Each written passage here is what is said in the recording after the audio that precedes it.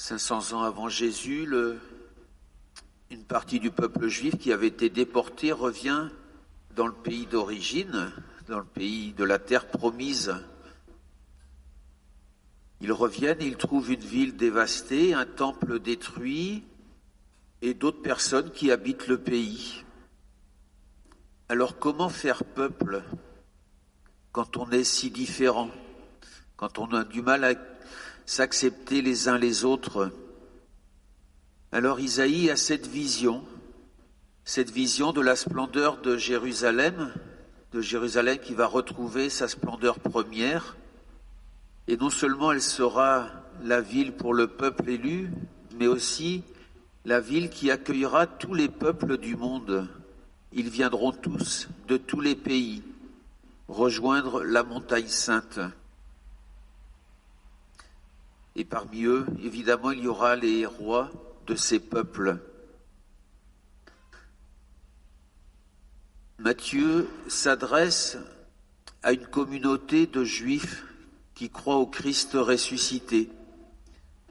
C'est une des premières communautés chrétiennes. Et cette communauté se trouve devant un fait, des païens viennent frapper à sa porte. Alors comment faire? Est-ce qu'il faut les accueillir ou est-ce que le Messie n'est que pour le peuple d'Israël? Et Matthieu leur dit, mais bien sûr qu'il faut les accueillir, car rappelez-vous, à sa naissance, Jésus a accueilli des étrangers, des mages qui sont venus à sa rencontre. Et avec Matthieu et avec Paul, l'Église va s'ouvrir aux nations païennes de l'époque, les Grecs, les Romains, tous ceux qui habitent autour de la Méditerranée. Et puis, quand François d'Assise imaginera sa crèche, il utilisera à la fois cette image des mages, ce texte des mages, mais aussi ce rêve d'Isaïe, et c'est pourquoi nous avons 3 rois mages dans la crèche qui représentent les continents connus à l'époque de François d'Assise, c'est-à-dire l'Afrique, l'Asie et l'Europe, mais on ne connaissait pas encore les Amériques. Le peuple de Dieu, c'est le peuple qui se met à la suite du Christ. Et ce peuple, il vient de tous les pays, car Dieu s'adresse à tous. Dieu invite tous les peuples et chaque personne de ces peuples à vivre en amitié avec lui. Et comme je suis allé à Rome au mois de novembre, quand on est sur la place Saint-Pierre au moment de l'audience du pape, on fait l'expérience de ce peuple si divers aux langues multiples. Un peuple qui se met à l'écoute de son Seigneur, et le texte d'Évangile nous donne au moins 2 manières de chercher Dieu, d'apprendre à le connaître. Il y a tout d'abord celle des mages. Celle des mages, c'est cette étoile qu'ils repèrent dans le ciel. Le premier texte de la Genèse nous dit que Dieu est créateur. Aussi, nous pouvons découvrir une trace de Dieu à travers l'émerveillement en contemplant la nature, mais aussi peut-être l'infiniment petit ou l'infiniment grand.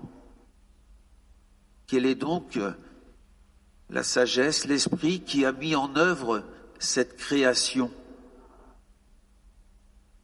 Mais on le voit dans le texte que contempler la nature et la création, ce n'est pas suffisant. Les mages ont besoin de se renseigner auprès d'Hérode, auprès des spécialistes de la Bible.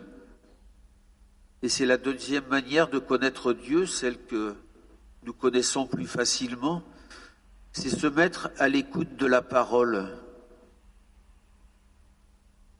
Se mettre à l'écoute de l'Ancien Testament, du Nouveau Testament, pour toujours mieux connaître ce Dieu qui nous appelle à vivre en amitié avec lui. Aussi, je nous souhaite pour cette année 2026 de continuer à fréquenter les Écritures, de faire ce que la petite Thérèse de Lisieux cherchait en lisant les Écritures, trouver ce que Dieu lui demande. Alors je nous invite à vraiment continuer à fréquenter ces Écritures pour entendre qui est Dieu pour nous, pour entendre l'appel qu'il fait à chacun, à chacune d'entre nous, et pour nous mettre à la suite, à sa suite.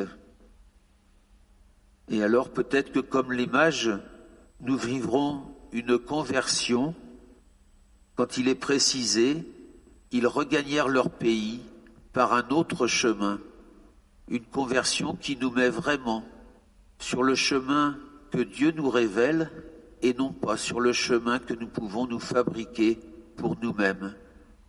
Bonne année 2026 à l'écoute de la parole de Dieu.